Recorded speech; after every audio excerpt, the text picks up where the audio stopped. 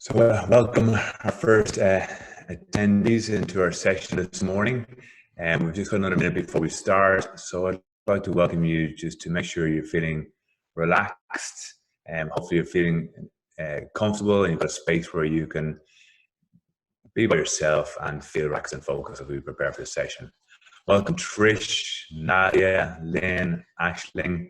Lovely to see people join from US, Malta, and Australia so far. Just stepping into your space. Welcome, Katie. Welcome to the Netherlands. And thank you for your messages overnight. Maybe you take a couple of deep breaths and just prepare as we settle in for our session. It's 8:15 here in Sydney, so welcome to the Cred.15 at 8:15. My name is Rowan MacDonald. I'll be your host today. Kendra Strudwick is hoping to join us very shortly. She is just joining us from a call. So guys, we want to welcome you to take 15 minutes today to just slow down your brain. For those of you joining us for the first time, welcome. For those of you who have been with us before, welcome back. So our intention is that this is a space for you to feel more calm, feel more focused, and feel more positive. If you're starting your day, perhaps it's a time of intention. And if you're finishing your day, perhaps it's a time of reflection. So to prepare for our session, I'm just going to invite you all to close your eyes, take some deep breaths, in and out.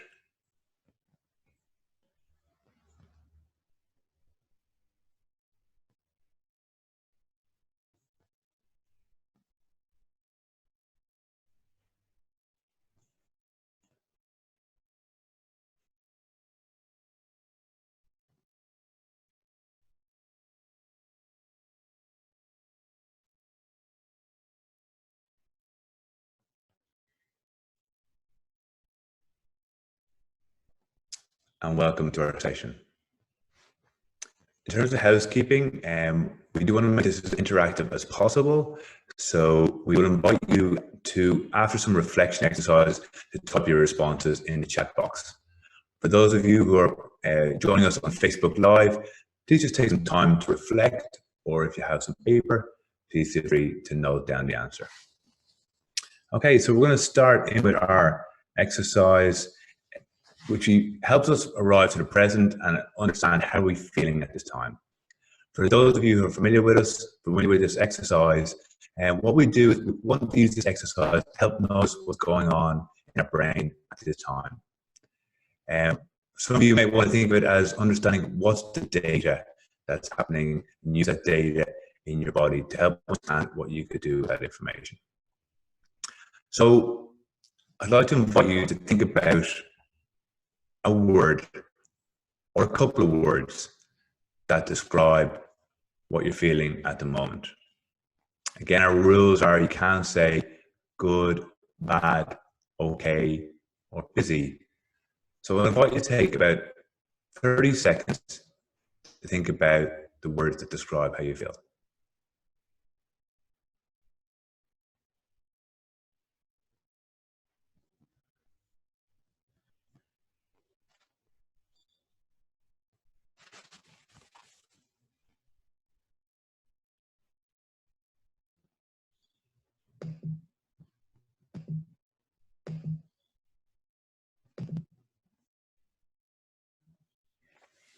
And now please feel free to share in the chat box. Focus, Dave, thank you. Calm and focus, Kateria. Tired but calm, Katie. Ready for the day, Nadia. Awesome. Pretty relaxed, Trish. Bit more loose than normal, actually. I have enjoyed your Facebook posts overnight. Thank you very much. It's Friday equals happy. Nice fun, Mickey G. Thank you very much for sharing. So again, we've talked about over the last couple of days that a multitude of feelings can coexist at the one time. So I'd invite you to try and do this at some stage during the day, just to check in with yourself a little bit during the day, just understand, what am I feeling? And what else? And what else? Our intention is to help you build this tool or this emotional literacy that's going to support you going forward. Thank you very much for sharing. So in terms of, we're going to make the next session a bit of a build on what we did last time, for those of you who were able to join us, a bit of a Q&A. So in response to some of the questions that we received overnight about how we can best support you and some tools. And Kendra, just checking, can you hear us? Have you joined? Can you hear us on call now? Yes, Ronan, I can. Oh, awesome. Thanks for joining us, Kendra, and I appreciate you jumping off another call. So, Kendra, I was just going to respond. One of the questions we got overnight was, can we share some of the tools around emotional intelligence and emotional regulation? So, before I just give you a moment to make sure you feel comfortable into the session. So, for those of you who are on the call, the labeling exercise we do is a tool to help you regulate your emotions. So by labeling the emotion, it helps us understand what's going on, and it helps us maybe dampen down that emotion so we can move into the thinking part of the brain. Kendra, there's a few other emotional regulation techniques. Would you like to share your experience and some of the tools you use? Yeah. Look, what's useful to talk about is the things that don't work as well, and then the things that work well. So what we often resort to in order to dampen down an emotion response is suppression.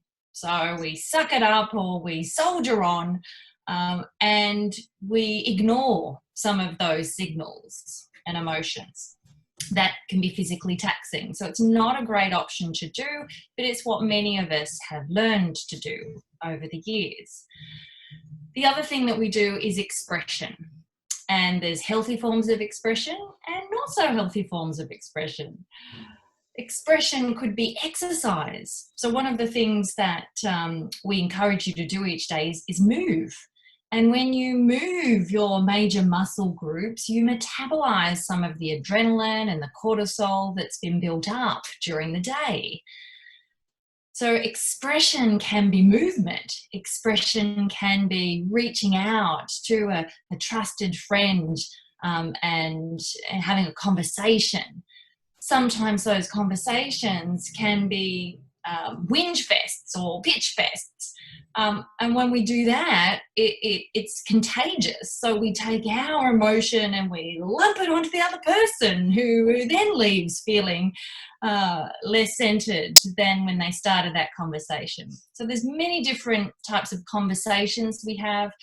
The more solutions focused we can be, the more able we are to get that dampening effect of the emotion and not impact other people around us. Other forms of expression are writing. So we could journal it. We could write it down, get it out of our head and onto a piece of paper. We could sing. We could paint. So any form of expression. The third strategy that really works is reappraisal. It's changing your thinking to change how you feel about something, or choosing better feeling thoughts. And so we invite you to reflect in different ways on this program. We ask you to consider what are you grateful for? What are some of the positives that you're noticing that perhaps you wouldn't have encountered had you not been forced into physical isolation? So we're deliberately directing your attention so that you tune in to different perspectives and you're able to reframe and reposition your thinking. It's a cognitive change tool, and it's a muscle that we can build. So in many situations, we can't change what happens. As Ronan said a couple of days ago, we can't control it. Control's an illusion. What we can control is how we respond to those events. And that is reappraisal. That is cognitive change. So it's why we're so committed to helping you redirect your attention. Hopefully that gives you some insight into emotion regulation and some other strategies just opposed to suppression. Thanks, Kendra. That's awesome. And I think a couple of key things there that we've learned in our own training and our experience of working with people is that it's a muscle. Like, if we all understand, we can train a physical muscle. So if we treat the brain as a muscle, we can train it. So like anything, the more we use it, the better it gets. And the second thing is understanding how we can respond. As a key point, I think that we're all seeing around, we can't control the situation, but we can control how we respond. Thank you very much, Kendra, for sharing on that. Guys, I'd just like to invite you now, just to reflect on that for about maybe 45 seconds to see, is there something that you could do differently? And some of those strategies, is there one strategy that you could adopt that could work for you? So take about 30 seconds to reflect on that now.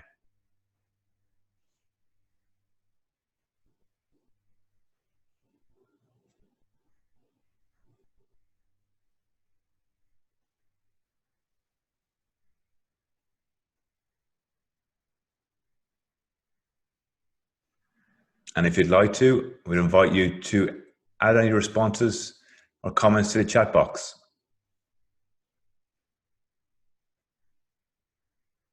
See, reappraisal is coming up, practicing more gratitude.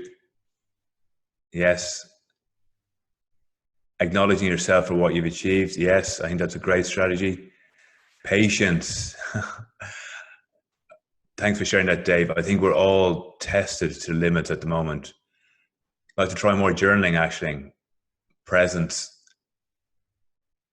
Very hard, yeah, but very powerful. Journal. Take a moment to breathe. Wonderful. Thank you very much for sharing, everybody. Again, we do want to make these as interactive as possible. So thank you for sharing what you have shared with Kendra and I over the last couple of days, and we will continue to answer these questions as we can each session. So Trish, do more artistic things that calm me down. And we'll count to 5 slowly, Dave. Absolutely. There's some great research around that. Kendra, could I invite you to do the scan? Would you be okay to do the scan over 3 focus areas? Of course. I'm just going to move on. Of course. So our first focus area is direct. So it's remembering, where are we going to direct our attention?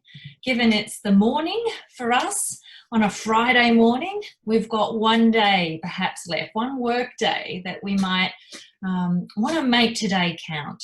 So I'd like to give you more of a yang direction challenge today.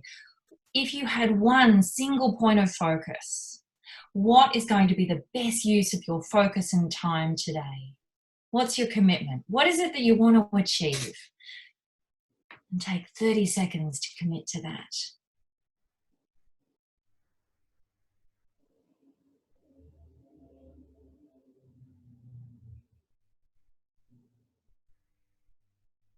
Movement.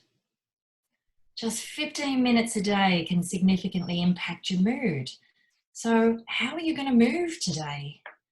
Are you going to get outside and get some fresh air and melatonin and feel the sun on your face and the grass under your feet? Are you going to bring some creativity to your exercise and tune into some of the myriad of online tasters that are available at the moment? What's your commitment to move your body today? And take 30 seconds to identify what that is and strengthen your resolve.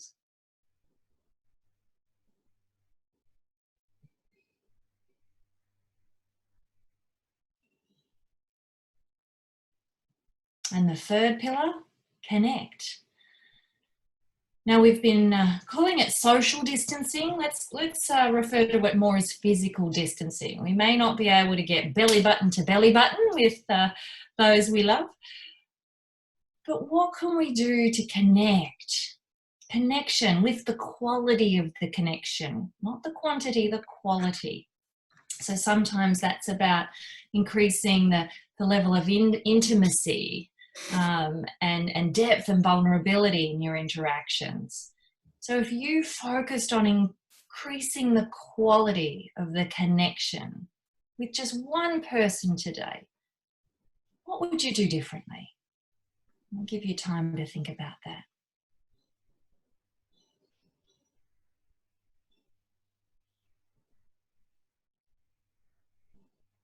So there's your 3 challenges for today around direct, move, and connect. It has gone 8:30 for us, so it's time for our Cred.15 to end.